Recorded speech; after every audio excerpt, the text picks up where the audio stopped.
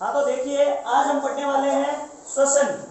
तो समझना सबसे पहली बात तो श्वसन किसे बोलेंगे। तो हम जितना भी भोजन करते हैं वो सारा का सारा किसमें परिवर्तित हो जाता है, ग्लूकोज में परिवर्तित हो जाता है। और ग्लूकोज है उससे हमें एनर्जी प्राप्त नहीं होती। ग्लूकोज जब ऑक्सीजन से क्रिया करता है और ग्लूकोज कार्बन डाइऑक्साइड और जल तथा एटीपी के रूप में टूटता है तो एटीपी से हमें क्या प्राप्त होती है भाई, ऊर्जा प्राप्त होती है। समझ में आई बात। अब देखिए जैसे हम सोते हुए रहते हैं तो हमें एनर्जी की कम आवश्यकता होती है, इसलिए हमें श्वसन कम लेना पड़ता है। जब हम चलते हैं तो थोड़ी श्वसन दर बढ़ जाती है। जब हम तेज गति से दौड़ते हैं तो श्वास ज्यादा लेना पड़ता है। भाई ऐसा क्यों?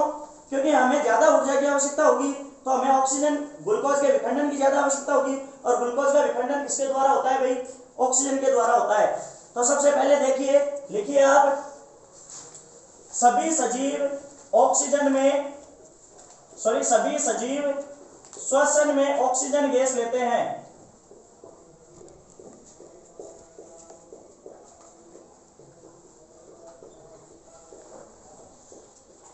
पेड़ पौधे भी श्वसन में ऑक्सीजन गैस लेते हैं। पौधे भी श्वसन में ऑक्सीजन गैस ग्रहण करते हैं। एक बार देखना क्वेश्चन इस टाइप से आया कि रात्रि के समय पेड़ पौधों के नीचे क्यों नहीं सोना चाहिए। तो देखना गौर करने वाली बात है, दिन के समय तो पेड़ पौधे क्या करते हैं, केवल प्रकाश संश्लेषण क्रिया करते हैं, अर्थात वो कार्बन डाइऑक्साइड को ग्रहण करते हैं और ऑक्सीजन क्या कर देते हैं, छोड़ते हैं। समझ में आई बात। तो ये हमारे लिए शुद्ध पर्यावरण को शुद्ध करते हैं और हमारे लिए ऑक्सीजन की आपूर्ति होती है।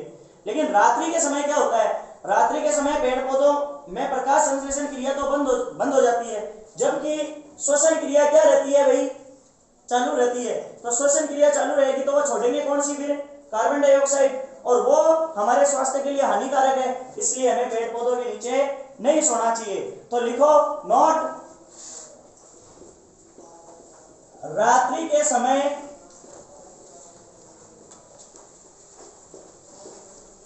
पेड़ पौधों के नीचे नहीं सोना चाहिए,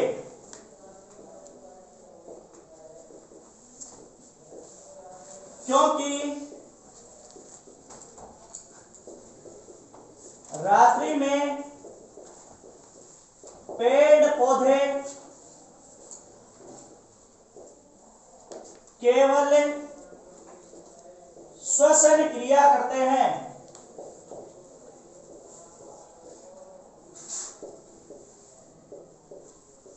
जिसमें ऑक्सीजन ग्रहण करते हैं तथा कार्बन डाइऑक्साइड गैस छोड़ते हैं। अतः हमें रात्रि में पेड़ों के नीचे नहीं सोना चाहिए।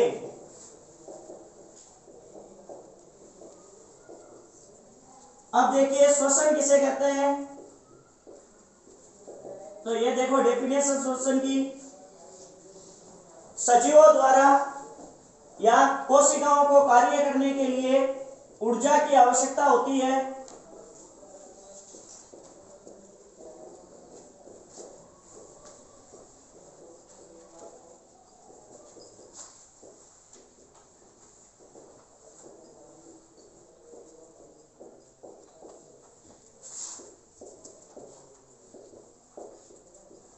यह ऊर्जा ऑक्सीजन के द्वारा ग्लूकोज C6H12O6 के ऑक्सीकरण से प्राप्त होती है।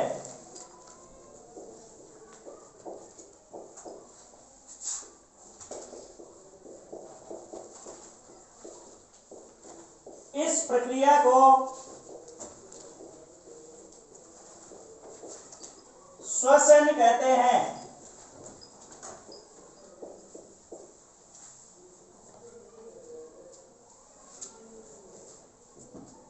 याद रहेगा।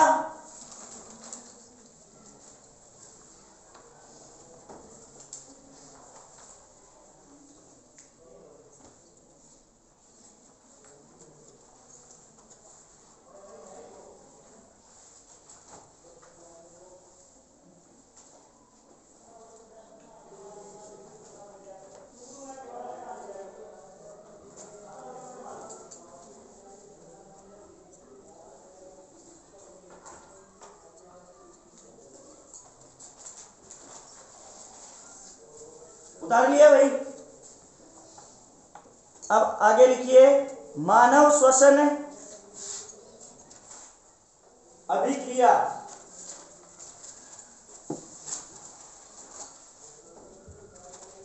लिखो C6H12O6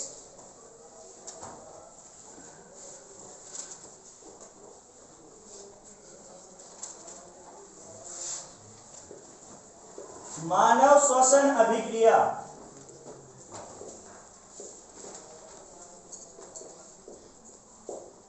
C6H12O6 plus O2 is equal to,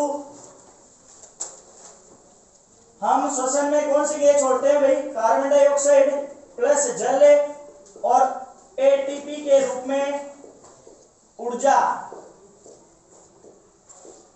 देखो एटीपी के बारे में लिखिए, एटीपी ऊर्जा मुद्रा है।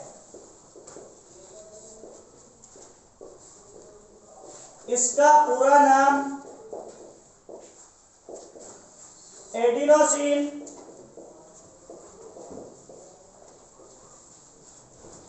ट्राई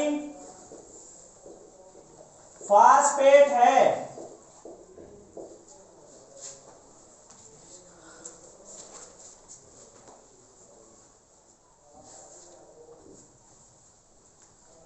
अब हेडिंग लगाइए मानव श्वसन तंत्र।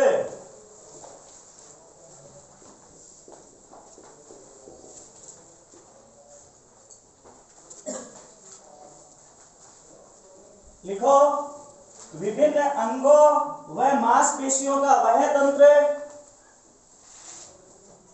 विभिन्न अंगों व मांसपेशियों का वह तंत्र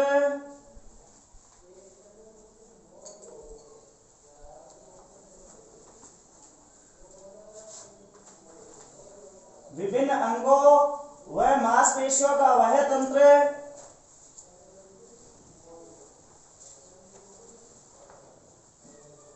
जो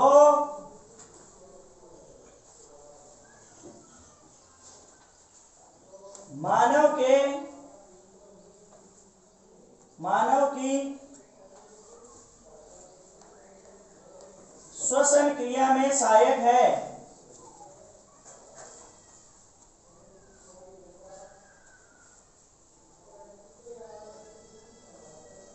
जो मानव की श्वसन क्रिया में सहायक है।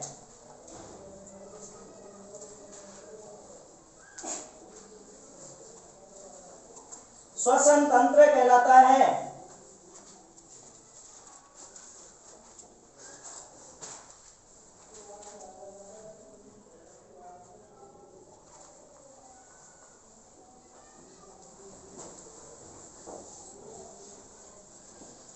अब देखिए चित्र आपके सामने बना हुआ है।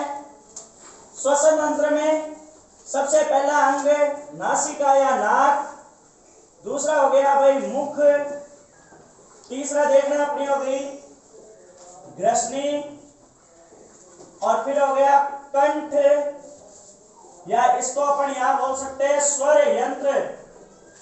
इंग्लिश में इसको बोले तो बोलते हैं लैरिंग्स।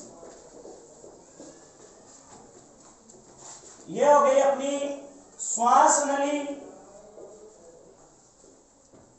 फिर देखो श्वास नली आगे जाकर दो भागों में बढ़ जाती है, इसको बोलते हैं प्राथमिक श्वसनी। फिर होते हैं भाई फेफड़े, लंग्स, और एक मांसपेशी अपने मध्य पट, या इसको इंग्लिश में बोला जाता है डायाफ्राम। अब देखो ये जो श्वसनी है, प्राथमिक श्वसनी है, वो और भागों में विभक्त हो जाती है और फिर इसे द्वितीय श्वसनी फिर और भागों में विभक्त होती जाती है, जिसे तृतीय श्वसनी और लास्ट में और भागों में विभाजित होती हुई एक गुब्बारे जैसी संरचना से जुड़ती है।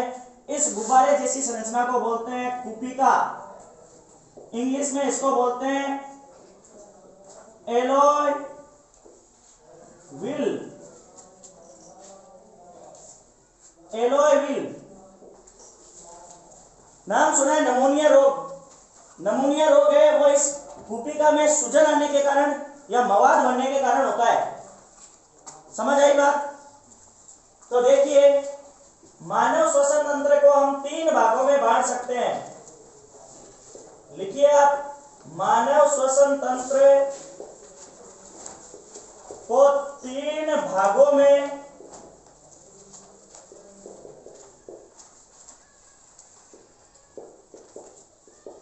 बांटा जा सकता है।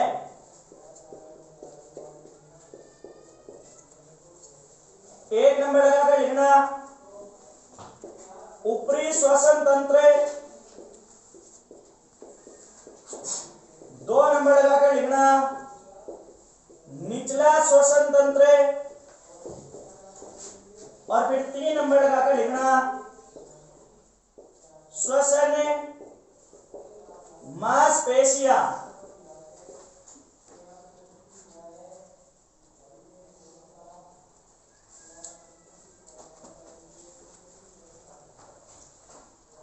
लिख लिया भाई? अब देखिए ऊपरी श्वसन तंत्र, तो देखो कंठ और कंठ के सारे भाग है, कंठ के ऊपर वाले जो भी भाग है वो सब किसमें आते हैं भाई? ऊपरी श्वसन तंत्र में। निचला श्वसन तंत्र जो कंठ से नीचे वाला भाग है, श्वास नली, फेफड़े, श्वसनिकाएं, ये सब किसमें आती है भाई? निचले श्वसन तंत्र में। और फिर श्वसन मांसपेशियों में एक आ गई अपनी मध्य पट। समझ आ गई बात? तो अब हेडिंग लगाइए ऊपरी श्वसन तंत्र।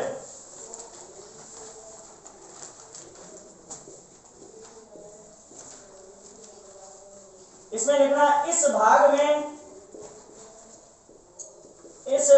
में नाक, मुख,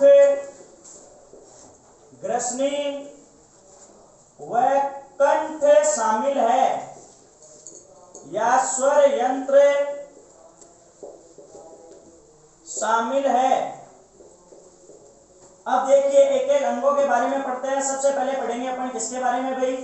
नाक के बारे में। यहां से पहला क्वेश्चन तो यह आता है कि मानव श्वसन तंत्र का प्राथमिक अंग कौन सा है? तो आप नाक लिखेंगे, तो लिखो भाई मानव श्वसन तंत्र का प्राथमिक अंग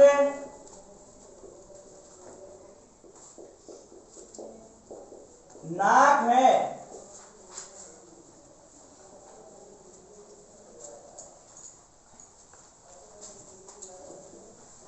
देखो नाक में क्या क्या पाया जाता है भाई? नाक में झाड़ू नुमा पक्षनाभ के रूप में बाल पाए जाते हैं और श्लेष्मा झिल्ली पाई जाती है, जो नाक का आवरण है या बाहर का जो छतई क्षेत्रफल है उसको नम रखती है। अब देखो जैसे ही हम कोई भी श्वास लेते हैं तो श्वास के साथ में, वायु के साथ में धूल के कण, फफूंद, ऐसी चीजें चली जाती है। तो ये जो झाड़ू नुमा पक्षनाभ है, जो बाल है, छोटे छोटे रोम है, ये इसको यही रोक लेते हैं। समझ में आ गई बात? इसका मतलब नाक श्वसन को क्या करने का, श्वास वायु को क्या करने का कार्य करता है? शुद्ध करने का कार्य करता है। तो लिखिए नाक में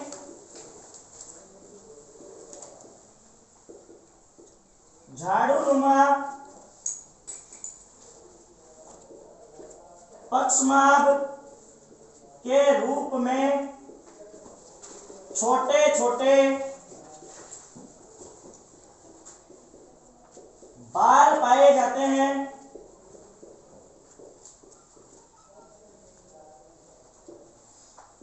यहां श्लेष्मा झिल्ली, श्लेष्मा रस का श्रावण कर इसकी सतह को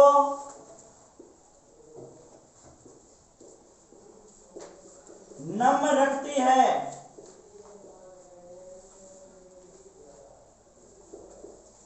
वायु के साथ आए जलवाष्प के कण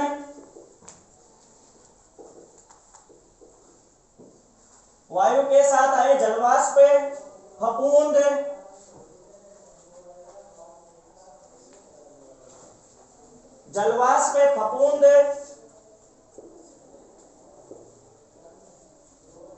व धूल के कण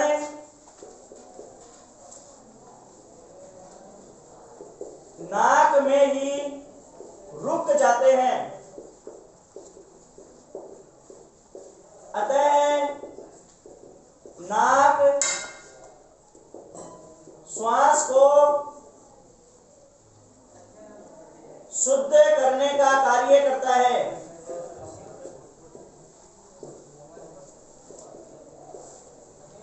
अगला लिखिए भाई मुख।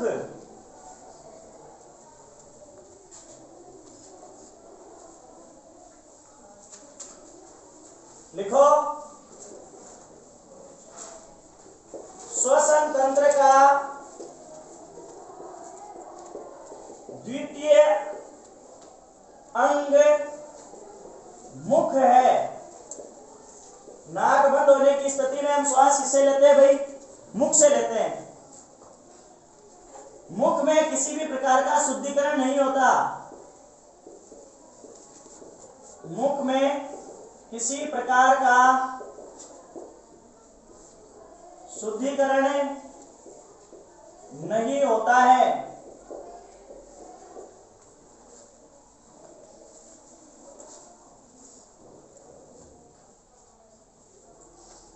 अब आगे हेडिंग लगाइए ग्रसनी।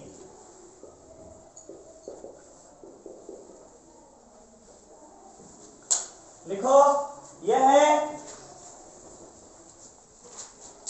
पाचन तंत्र और श्वसन तंत्र का उभयनिष्ठ भाग है।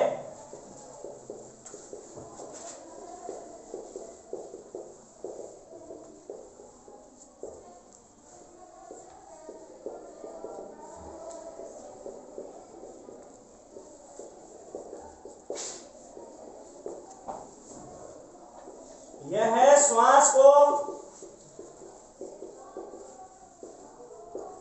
मुख से स्वर यंत्र तक पहुंचाने का कार्य करती है।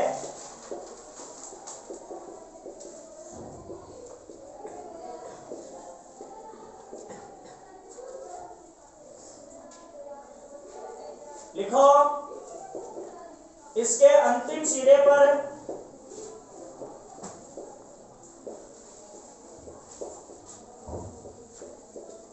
पल्लेदार संरचना पाई जाती है,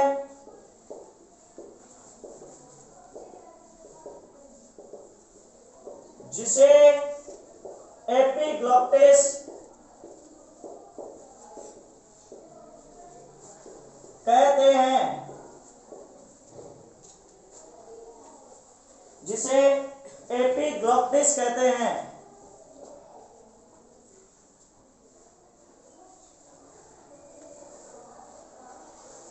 लिखो एपिग्लॉटिस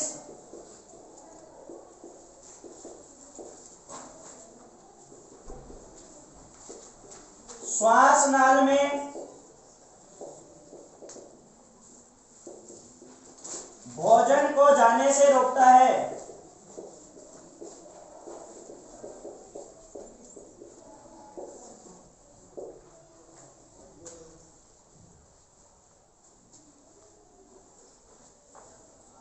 लिख लिया भाई, याद रहेगा। अब हेडिंग लगाओ स्वर यंत्र। देख के लिख लेना, कोई बात नहीं। हेडिंग लगाओ स्वर यंत्र।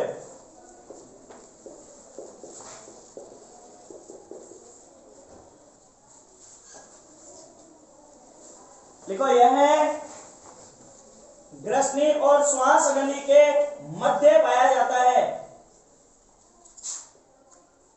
यह ग्रसनी व श्वास नली के मध्य पाया जाता है। देखो, जो स्वर यंत्र या कंठ है यह 9 प्रकार की उपास्थियों से मिलकर बना होता है। अस्थि का मतलब हड्डी और मांसपेशी, आप जानते ही हैं। तो हड्डी और मांसपेशियों के बीच की एक कड़ी रहती है उपास्थि। तो ये 9 प्रकार की उपास्थियों से मिलकर बना होता है। ये क्वेश्चन बहुत सी बार बोर्ड में आया हुआ है भाई, तो लिखिए यह है 9 प्रकार की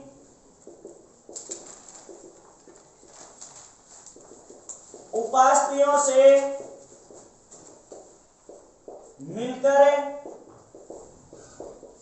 बना होता है।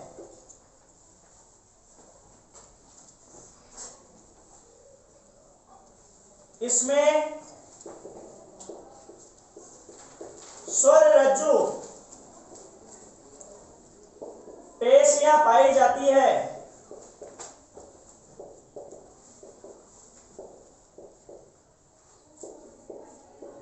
जिनमें कंपन होने से ध्वनि उत्पन्न होती है।